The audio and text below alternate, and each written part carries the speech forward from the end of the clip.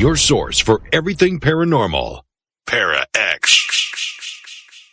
The views expressed and the opinions given by the individual host and their guests do not necessarily reflect those of Para-X, its affiliates, or its sponsors.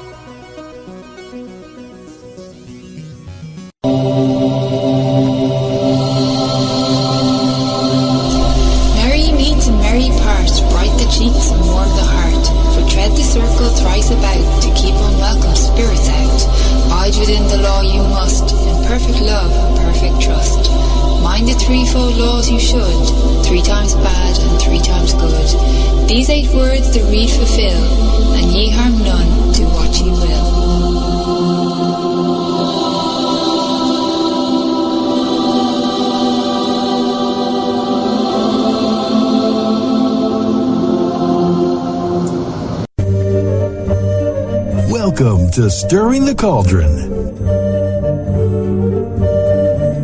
Now, here's your host, Marla Brooks. Hey, Merry Meet everybody, and welcome to Stirring the Cauldron here on the Para-X Radio Network. Tonight we're going to be talking about an event that occurred in Roswell, New Mexico 6 decades ago, and we all know it as the Roswell incident. Late in the evening of July 3rd, 1947, a severe thunder and lightning storm hit central New Mexico. Local ranchers claimed to have heard a loud explosion that didn't sound like any thunderstorm they'd ever heard. The mystery of what crashed to Earth that fateful night is really still a mystery today to very, very many people. In his book, Witness to Roswell, Unmasking the Government's Biggest Cover-Up, Thomas J. Carey, along with co-author Donald R. Schmidt, explore the alleged government cover-ups and secrecy surrounding the incident. Was it, as many have been told, merely a weather balloon that crashed at night, or a spaceship that got caught in the storm and crashed to Earth, killing the occupants inside? Thomas J. Carey is a native Philadelphian. He holds degrees from Temple University and California State University, Sacramento in anthropology, and also attended the University of Toronto and its PhD program in anthropology. He's an Air Force veteran who held a top-secret crypto clearance, has been a Mutual UFO Network state section director, that's not easy for me to say, for southeastern Pennsylvania from 1986 to 2002, a special investigator for the J. Allen Hynek Center for UFO Studies from 1991 to 2001, and a member of the board of directors. Tom began investigating aspects of the Roswell incident in 1991 for the Roswell investigative team of Kevin Randall and Don Schmidt, and since 1998 has teamed exclusively with Don to continue a proactive investigation of the case. Tom has authored or co-authored more than 30 published articles about the Roswell events of 1947 and has contributed to a number of books on the subject as well.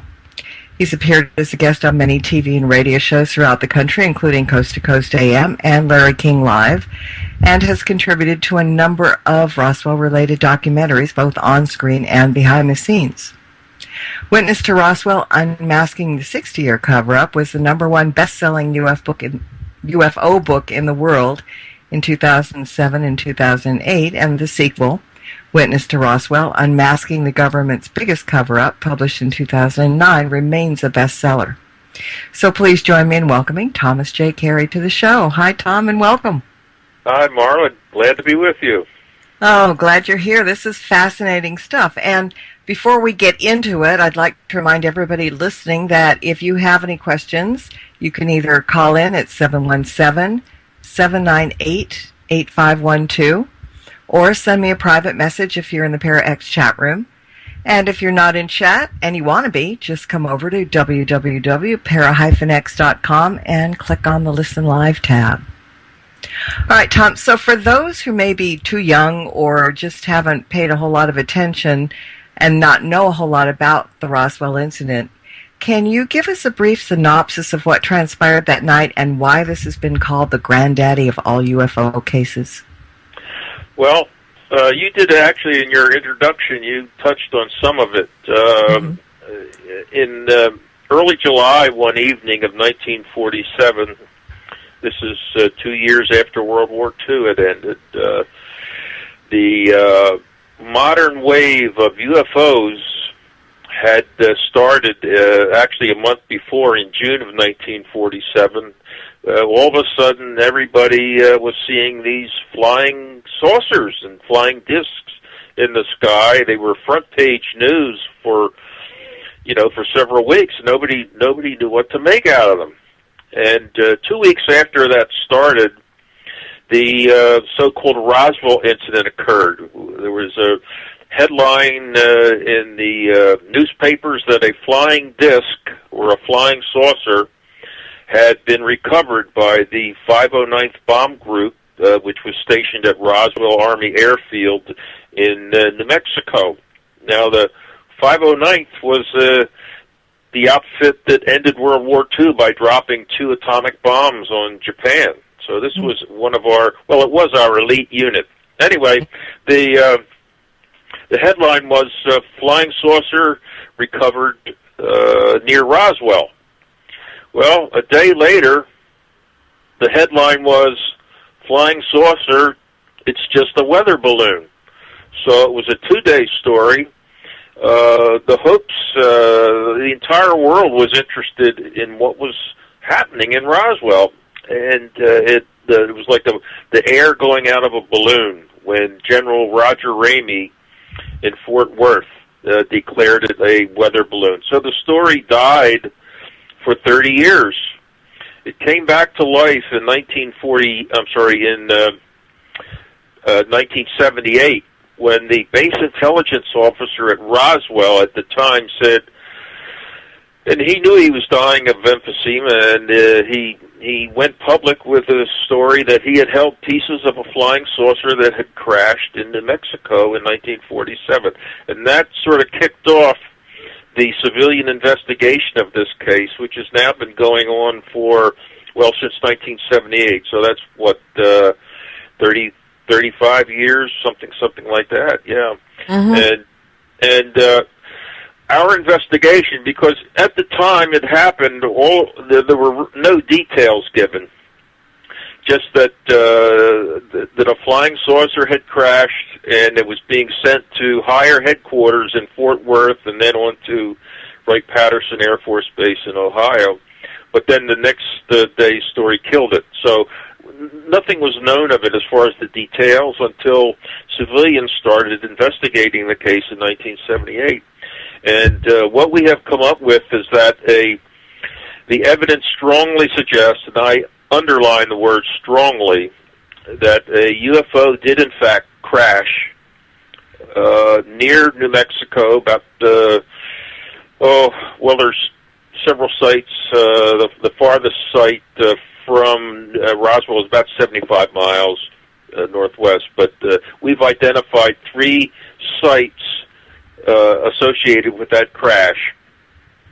And it was a UFO. There was a crew of minimum of 4, maximum of 7. We don't know for sure how many, but it's between the number 4 and 7 of alien bodies, and one that was still alive and walking around. Yeah, that's what I was going to ask you about. Yes, they were all about 3.5 to 4 feet tall, as witnesses had described them. But the one that was alive, and many of the witnesses that were out there do say that one was alive. And the most compelling description was given by a fireman, a civilian fireman at the time named Dan Dwyer, who got out to the site close enough to see what was going on before he was, the military prevented him from staying there too long, but he saw the one that was walking around. And when he got back home that night, his family said, well, tell us about it. Tell us what happened. He says, well, there was a crash, and there were several bodies on the ground, but my focus was drawn to the one that was walking around. And they said, well, tell us, did you talk with it? And he said, yes, I talked to it, and but we didn't talk by moving our lips like humans do. He said we talked to one another in our heads. We would call that telepathy. Yes, mental telepathy. Yeah. And well, what did he say? What did it say? And he says, well, it was talking to me in its head, and it was telling me, don't worry about me. I accept my fate. My comrades are dead, and I accept what has happened to me, but don't worry about me. That was the essence of it. And then the military arrived, and that was that. So see, now that makes me sad in a sense, because if he was alive, I mean, there's two possibilities. If he was alive, he may still be and somewhere hidden, but I doubt it. Secondly, they could have just gotten rid of him too for breaking the silence. But what I find odd is that there were no other, that we know of, ETs that came to look for their fallen comrades, despite the recent... Maura, we do have stories, and these are anecdotal, of course, that suggest that they did come to look for them. Mm-hmm. We have one story from he died 3 years ago from one of the military fellows from the base who told us that at the time this was going on, he was sitting outside his hangar on a break, taking a smoke break, and his hangar was right next to the hangar on the base where all of the material and the bodies had been taken. Okay, they came in from the field with the wreckage and then the bodies. They all went to this hangar. Hangar at the time was called Hangar P3, and that's where everything was taken. And he's sitting out there, and then he says, right above this hangar, he could see three UFOs. We call them UFOs today. They didn't call them UFOs back in 1947, he says, but hanging right over this hangar straight up, he could see 3 UFOs just sitting there as if they knew where their comrades had been taken. Of course, they didn't come down and, attempt to recovery or anything like that. They just hung up there for a few minutes, almost as if to say, that's where they are. We have another story where a family was driving north on 285 when this happened. It was at night, and a UFO, we would call it, that they called it a flying saucer back then, came very low right across the highway from the direction of where the crash site was. Okay? Right from where the crash site was, it went, it's just a few feet off the ground, no higher than the automobile, and it went right across the highway in front of them.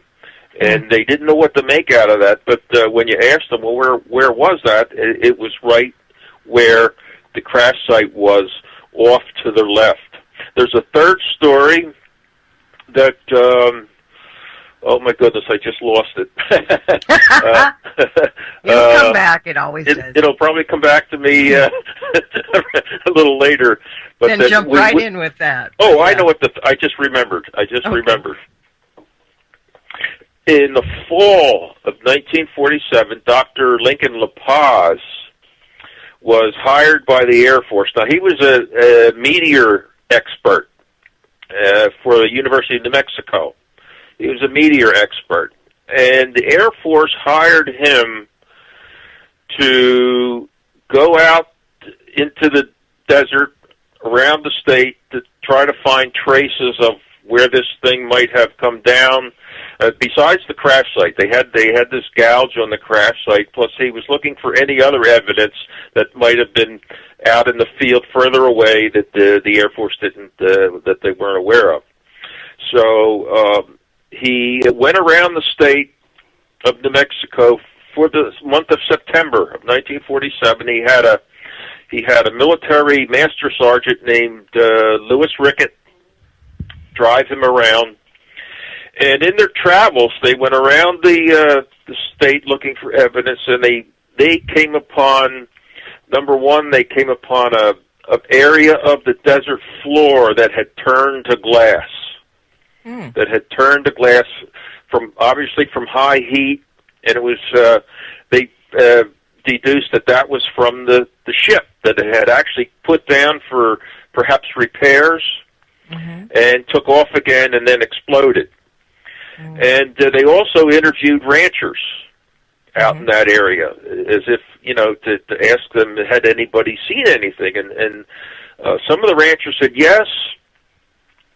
One or two nights after this had happened, they saw these strange lights over the crash area, shining beams of light. The strange craft over the crash area, shining beams of light down on where the crash had occurred. Now, if you remember the movie Close Encounters, those beams of light that came down, it reminds me of that. But that was reported as if they were looking for their comrades. So we have three anecdotal testimonies that suggest that yes, they did look for their comrades. I also read that in 1978, when the intelligence officer broke the silence, it kind of made various government documents allegedly get destroyed. Is that true? Well, we don't know when the documents were destroyed. We don't know that because the General Accounting Office, when they charged the Defense Department, and so that meant the Army, Navy, and other military entities, as well as the National Security Agency and the CIA, and all those sort of defense-related departments. The Government Accounting Office charged them with checking for documents that related to the Roswell incident of 1947. They weren't trying to solve the case. They were just trying to ascertain if the documents, say, emanating from Roswell Army Airfield or Wright-Patterson Air Force Base or Fort Worth Carswell Air Force Base, if they were handled correctly and stored and classified correctly. Well, lo and behold, from this study, and this took place in the early 90s, from about 1993 to 94, 95, in that time frame. What they found was that there were no documents that they could find, but they did learn that these documents for the period covering the Roswell incident, for those bases, say Roswell, Carswell, Wright-Patterson, and any others that were in that system, all documents pertaining to this time period had been destroyed by unknown authority. Now, I was in the Air Force. You can't go to the bathroom without authority. You need authority to brush your teeth. You can't do anything. There's a Air Force regulation that covers everything. Well, here you have a case where all these documents were destroyed by unknown entities without of known authority. Now that just doesn't happen. And so it's, from our perspective, it's very suspicious. Yeah. Well, You know, the other thing is that that, you know, the Air Force killed the story, and it seems amazing that with so many witnesses to the crash, many of whom arrived at the crash site before the military got there, that something like this could be covered up so nicely and remain a mystery so many years later. I mean, how did they manage to do that? And maybe I'm referring to your chapter in the book called "If You Say Anything, You'll Be Killed." Yes, or I did an article once called "Killing the Roswell Story," and that's what they did. When they had three. I won't say people, but three areas of communication that they had to stifle.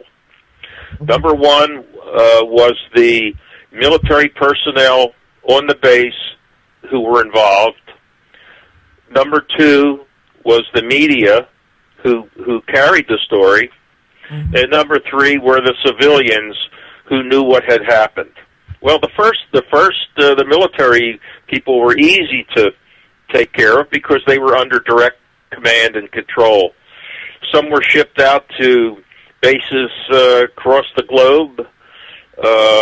Others who continued to talk were everybody was threatened. They said they held meetings in hangars and said, okay, anybody that wants to learn about what happened out there, well, you can read all about it in Leavenworth. Now, you know what Leavenworth is. Yep, federal penitentiary. Yes, federal penitentiary in Kansas. And the other message at the meetings that they held was, anything you guys think happened, it didn't happen. So the two messages were, it didn't happen, but if you want to find out more about it, you can read all about it in Leavenworth. So the message was clear, and especially if you want to make the Air Force your career, you're not going to say, hey, Colonel, how about that Roswell incident? I mean, that's not going to get you the next promotion, if you know what I mean. Right. So the ones who wanted to make a career, they knew to keep their mouth shut, and the others, to play it safe, kept their mouth shut. And just to make matters, to underline it or punctuate it, they threatened them with prison. Now the media, the mainstream media still take, you know, flying saucers, UFOs. It's still, they do it tongue in cheek. They don't believe the story. They think it actually affects their credibility to even do stories about UFOs. So they were happy to drop the subject. Soon as that press conference telling that it was a weather balloon took place, that story was dead. It as I said in the book, it was as dead as the big band era, and that's exactly what happened. It was the air going out of the balloon. The press didn't want to cover it, and that was the end. That was the end of it. They didn't have to do anything to threaten the press, but they did threaten local media outlets in Roswell with the loss of their federal communications license if they reported any more about it. They had calls from Washington. You guys say any more about this, you will lose your broadcast license. So, so they did that. But the real threats, as if that wasn't enough, the real threats came to they addressed the civilians who got out there, especially those that saw the bodies. There's no, you could say, you can cover up wreckage by saying, "Oh, that's one of our latest fighter jets that just crashed." Aluminum type wreckage from a jet or something. You could say that's what that was. But these 3.5 foot tall little people with big heads, you can't cover. You can't explain that away very easily when someone out in the desert comes across one. So, for those people, they really threatened them with their lives. They threatened their families, their children. It was just unseemly what they did to shut them up, and it worked for 30 years. Yeah, in fact, I just got a private message in chat from Jeff in the chat room, and he said official types also harass civilian witnesses, telling them in no uncertain terms that if they spoke of what they'd seen, there were places in the desert where their bones would never be found. Yes, that was Frankie Rowe, the daughter of the fireman that I told you about. Right. Yes, in addition to hearing a story from her father, she had gone to the firehouse, the fire station in Roswell, at this time. I think she had a dental appointment, and so she went to the firehouse after the dental appointment to wait for her father. And in comes a highway patrol officer who had found, or actually was given, a piece of the wreckage. Now, this was the little piece of wreckage that you could fold up in your hand, just like a little piece of foil, and hold it over a flat surface, say, foot or two above it, and let it go. It would flatten out without a crease before it hit the surface. And she was in the firehouse. She actually handled that. And the day after that happened, she had a visit at home from one of the officers on the base, who was in security. He had a billy club with him. He kept, he took the billy club out and was pounding it in his hand to make points with her that if she ever talked, her and her family, all of them, would be taken out into the desert, and no one would ever find them again. And, that's not very nice to tell a 12-year-old, I don't think. No, effective, though, that's for sure. Yes, yeah. I saw something today. I was, again, looking for things on YouTube, and I found one of the unsolved mysteries that had to do with that. And it was about the guy who worked in the local mortuary and had brought somebody into the hospital right about the same time that they apparently had the bodies there, and there was a lot of military presence there. And a nurse came running out of a storeroom, and she was freaked out. And the next day, the mortuary worker got a hold of her and said, "What happened? What did you see?" And she sat there and she drew a picture of the alien and said, "This is it." And they told us not to say anything, and the whole thing. And she was just completely out of her mind, scared. And apparently, this guy was interviewed now. He was like 22 then, and he's quite elderly now. But he said within a few months that nurse had been reported to have died in a plane crash on the way to a foreign country where she was supposed to be going. So it's just those that spoke up, apparently there were consequences, and some of those consequences were carried out, which is really scary because, here's the bottom line. Yes, it was way different back then. But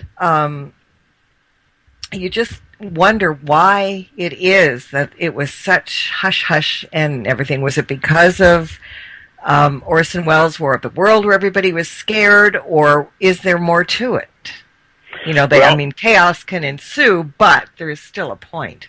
Yes, yeah. We're always asked that question, and the best we can do is to speculate based on what we know. And at the time, you had the Cold War was just beginning with the Soviet bloc, with the communist bloc. The Cold War was just beginning. Mm-hmm. We were in a arms race with the Soviet Union and China. The War of the Worlds radio broadcast was still relatively fresh in most people's mind. That took place in 1938. The Orson Welles War of the Worlds, I think it was the Mercury Theater or something like that, on the radio. The portrayal put the East Coast of the United States in a panic. Yeah. Even though on the radio they said this is a dramatization of the War of the Worlds by H.G. Wells. They stated it up front, but people still panicked. Mm-hmm. That was still fresh in their minds. Cold War beginning. And also, at that time, I think the country was more religious. Science wasn't as developed as it is today. I think most people today are accepting of that there statistically there's other life. There has to be other life in the universe, statistically speaking. Mm-hmm. But back then, we didn't know those things, right. And so the decision was made that it should be covered up. Now, this is my own personal belief. I believe that decision was made by the soon-to-be Chief of Staff of the Air Force, General Hoyt S. Vandenberg. He was Deputy Chief of Staff at that time. In a few months, he would be Chief of Staff. And I have learned recently that his motivation, Vandenberg feared panic in the streets. That's what he feared, was panic in the streets. And he made the decision. He convinced President Truman that was the right direction to go. And that's what I believe. Mm-hmm. Other possibilities would be we didn't want the Soviets to get to infiltrate. If they found out that we had technology that they did not have, they would increase their espionage in that area. So, if you don't want your enemies to learn of something, you don't tell it to your friends either. So that's what they did. Hmm. But I think it was the panic in the streets. If I had to rate them, I'd say panic in the streets, number one. Mm-hmm. Keep it from the Soviets. New technology, number two. Okay, so then the logical question is, we are a different society than what we were back then. Most people believe, as you said, that there are other life forms all around us. A lot of people believe that extraterrestrials have been here for quite a long time and they're blending in with them, and we probably know one. That's where we're headed. Yep. So what is the big brouhaha now about? Why is it still covered up, right? Yeah. Mm-hmm. We always get that question too. Logic hates those things. Yes, it's more difficult to come to a reason for why it's still covered up now than it was in 1947. And the view is that, at least my view is, everybody's got a different view on this, and my view is that once you get a cover-up going, and you have it going for a long time, it's just accepted that that's the way it is. Mm. No one wants to rock the boat. No one wants to stir anything up. And if you're, in a job and you're in a career, you're not going to stir anything up to jeopardize your position. So I think it's just one of habit right now. It's been covered up so long. Well, let's just keep it going. The sinister aspect of it is that they might be waiting for everybody to die who knows about this. They're just covering it up until everybody that was involved in this passes away. And they're actually pretty close on that. There's only, I'd say 95% of the people who were involved in this are dead now, and half of the ones remaining are suffering from the infirm from age. So that would be my explanation. It's always been covered up, so it has a life of its own right now. Yeah. Now, you were talking about them shipping some of the evidence to Ohio. Some of the parts of the crash and stuff like that. Where in Ohio, and is it still there? Yes.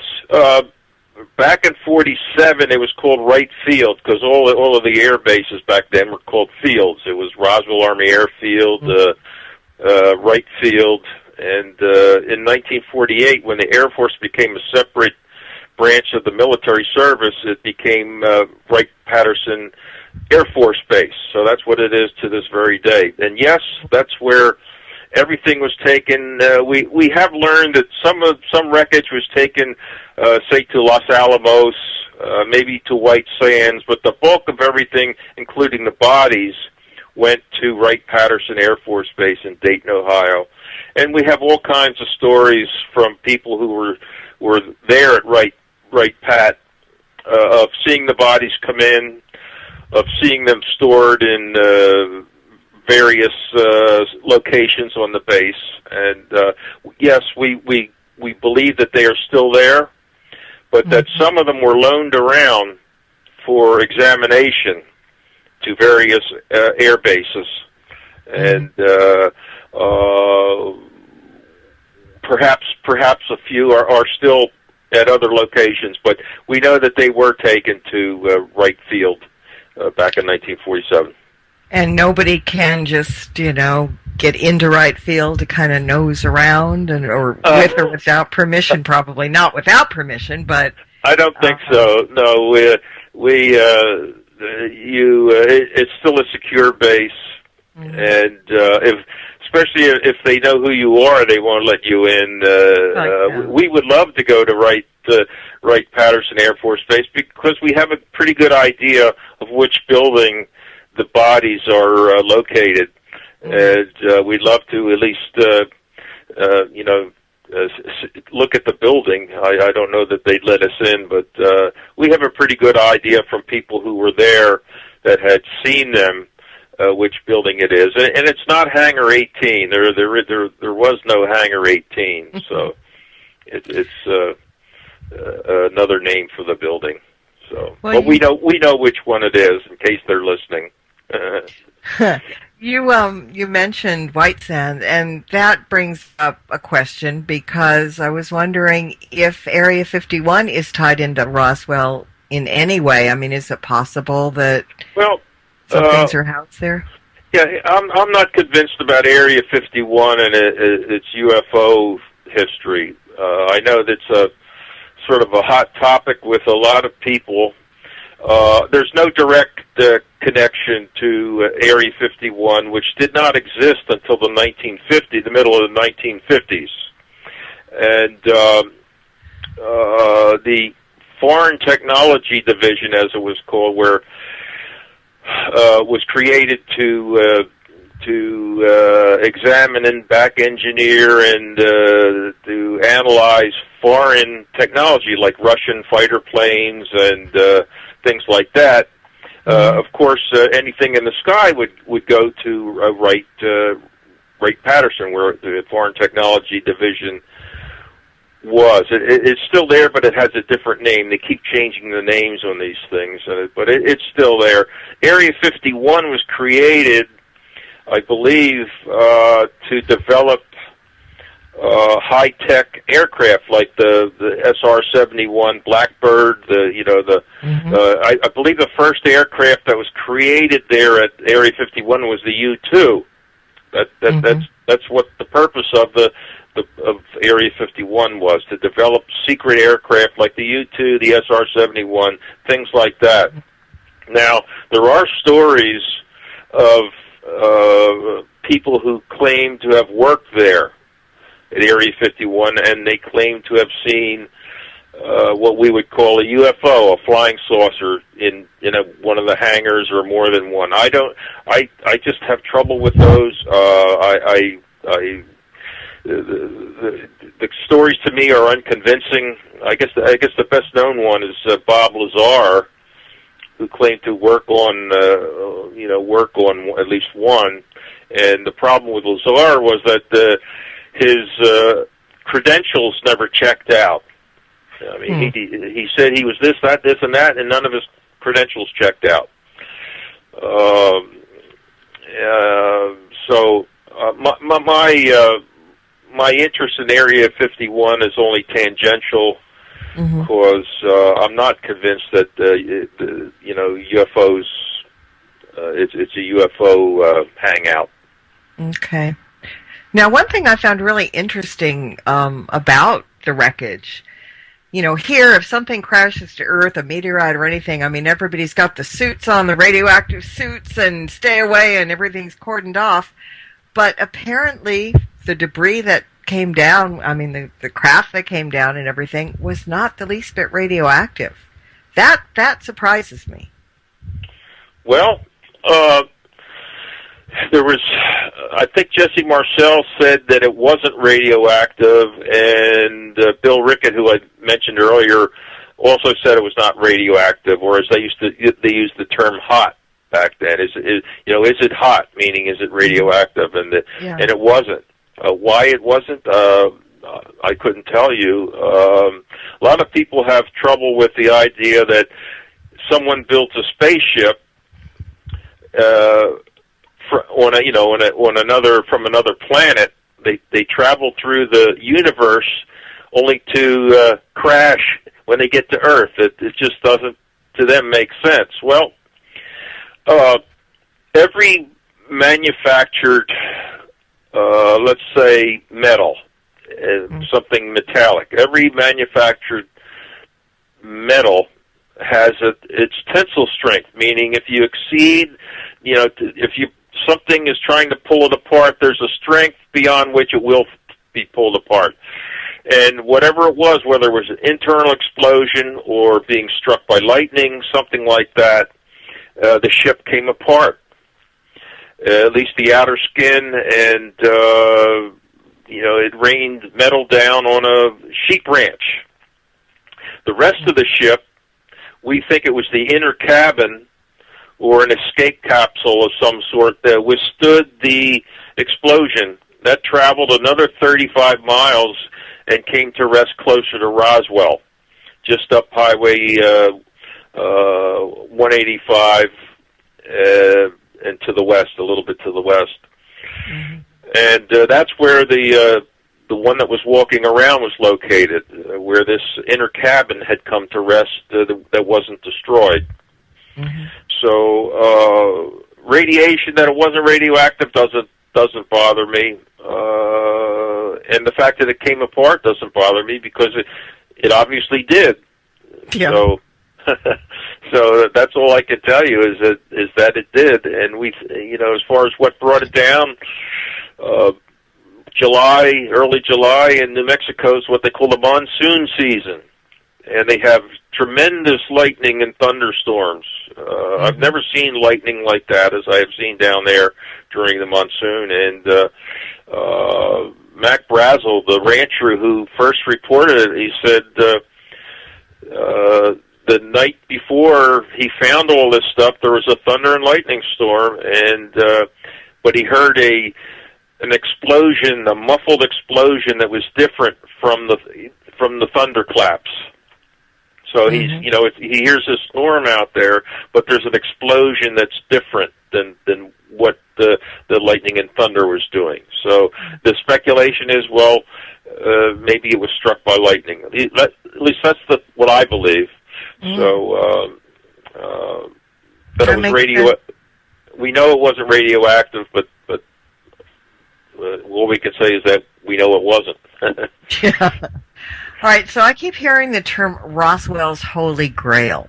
Yes. What is Roswell's Holy Grail? Well, Roswell's Holy Grail for us is what we're searching for.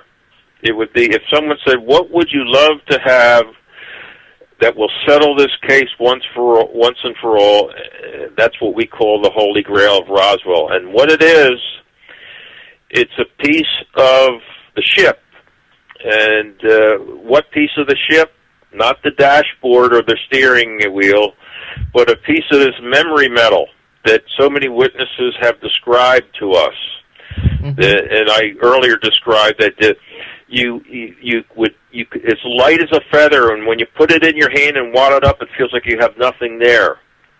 But when you open up your hand and hold it over a flat surface, it'll just flatten out without a crease, and you can't cut it, you can't scratch it, you can't burn it, you can't deform it permanently in any way. It's so strong and so light. If we had a piece of that, we could go on television and say, okay, we're going to demonstrate this. We still don't have anything like this, and you wouldn't have to send it out for analysis. Of course we would, but in the initial, demonstration, you could see that it's something that we still don't have technologically. And this was from Roswell, and this is a piece of the memory metal that so many witnesses have described. We think that would go a long, long way to convincing people, rather than saying, okay, we got a piece of metal here, I have it in my hand, but we're going to send it out for analysis, and that's the last you hear about it. We've had a number of those. They could send them away, and you never hear the results. So that's our holy grail. If it's something that we don't know anything about, do you think we have the technology to actually figure it out? I mean, it could be something that... Oh, we try, yes. As far as the memory metal, yes. It's something called nitinol, Nitinol, that the Air Force, right after the Roswell crash in 1948, they gave this stuff to Battelle Memorial Institute in, I think it's Columbus, Ohio. They said, okay, figure out what this stuff is and back engineer it. And you can go online tonight, Marla, and just type in nitinol, and you will see what is our best attempt at recreating this memory metal is. Something called nitinol. It's a combination of nickel and titanium. That's where you get the nitinol. And you can go online, and it's our best attempt. It's very flexible. They use it like in your eyeglasses, the frames that you can, you've seen the eyeglass frames that you can like twist around, and you can't really bend them. That's nitinol. Oh, okay. And they're using it in space technology. It's memory with a self-healing. Some of the rockets and some aircraft, they have a self-healing skin. It'll dent, but then it'll come back to its original shape. It's not as good as the original, but it's our best attempt at recreating this so-called memory metal. Yes, that is a project that our government, our Air Force, did with Battelle Memorial Institute. Wow, fascinating. All right, so I was watching the Larry King Live that you appeared on today, and at that time, and I think that was, 3-4 years ago? Yes. You said you were working on obtaining some physical evidence. Yes, we are. There? Well, there's two areas three areas. Well, two. I'm sorry. Documents aren't physical evidence, but there's three things we're looking for. One, documents. We're working on documents that, and I'm not convinced that the document destruction actually took place. Mm-hmm. You know what I mean? I'm not convinced. So we're looking for documents. We're looking for a piece of the ship.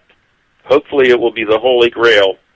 But we are still looking for the piece of the ship. We do have a number of leads in that area. But so far, all of them, what happens, Marla, is that a lot of them are bogus. A certain number of people don't have enough to do, and they go online and say, I know somebody that knows somebody that has a, blah, blah, blah, blah. And then you ask them a couple questions and they disappear on you. So we're used to that. But we do have a couple of leads on metal. And we have also this year come into it's not metal, but it's something that would be convincing if we can verify it. It's I won't say it's a document, but it's not a piece of the ship. It's not a body or anything like that. But it's a photograph. Okay, and we are trying right now to verify its provenance. its origin. Right. How did this photo come to be taken? And that's where we are right now. I am very impressed with it so far. We hope, we haven't released any information, and we won't, other than what I just told you. Right.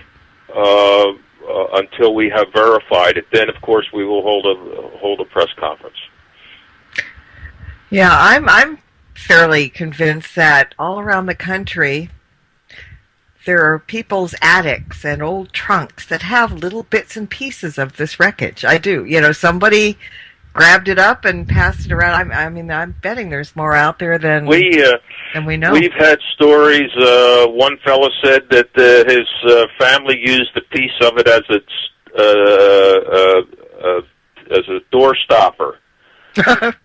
As a door stopper. I said, "Oh, where is it?" He says, "Well, we've moved a couple times, and they always wind up. They disappear on them. They lose it, and when they move a couple times, another fella had it on his television. Well, I don't know where it went, but it was on our television for years, and we've got so many stories like that. Mm-hmm. And unfortunately, as I talk to you tonight, none of them have come to fruition to where we actually get to hold a piece of whatever it is they claim to have had in our hands, and it's very, very frustrating.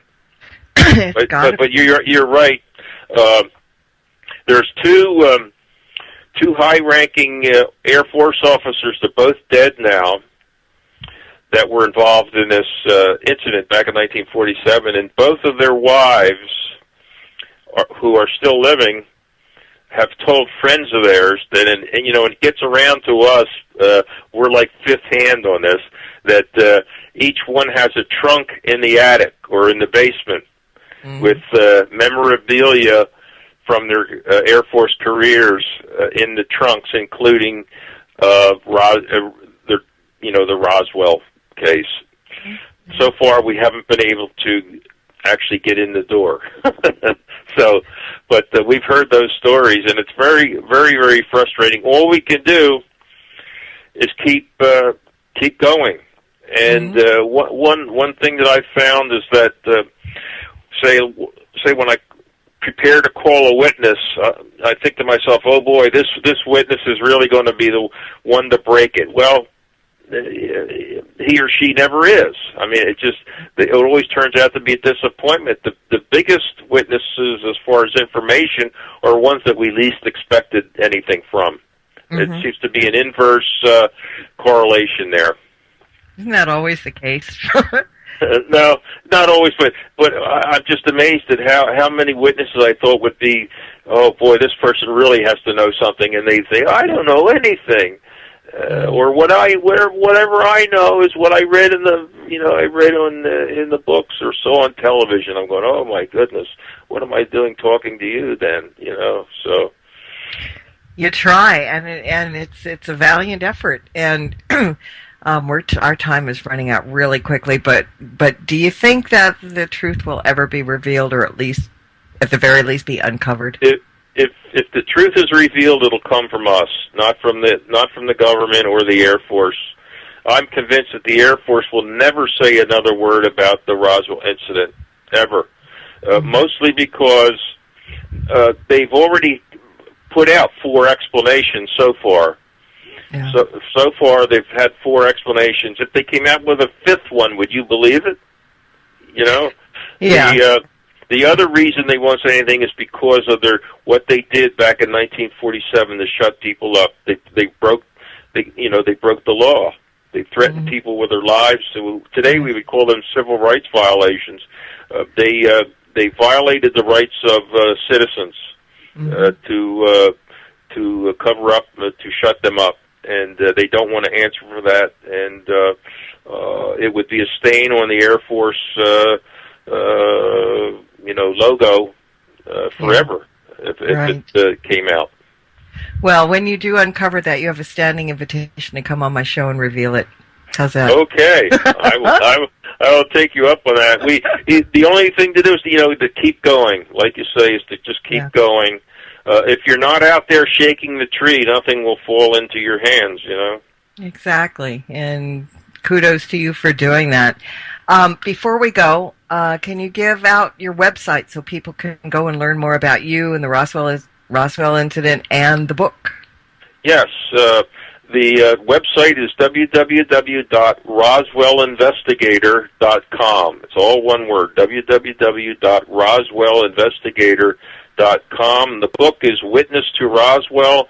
There's 2 editions. The only one that's still in print now is the 2009 edition, Witness to Roswell, Unmasking the Government's Biggest Cover-Up. You can get it on Amazon or your bookstore. Either way. We also have a movie in the works. Oh, yeah? Yes, about the Roswell case. It's called Magic Men, and it's about more about the investigation, how rather than a sci-fi channel type, zing pow, that action type thing. It's more about the how the investigation evolved and what we discovered and all that sort of stuff. And great. So great. We can look for that. Good. Stay on the line so we can thank you properly. But in the meantime, I want to thank everybody for being here tonight, including you, Tom. And it's fascinating. And please come back next week when my guest will be Ghost Hunter International's Barry Fitzgerald, and he'll be talking about his brand new book, In the Mist of Gods. So until next time, everybody, blessed be and merry meet again. Good night. This has been another edition of Stirring the Cauldron with Marla Brooks. Be sure to tune in next week at the same time for another great guest and more fun. Any rebroadcast or other use of this program without permission is strictly prohibited. Copyright 2009.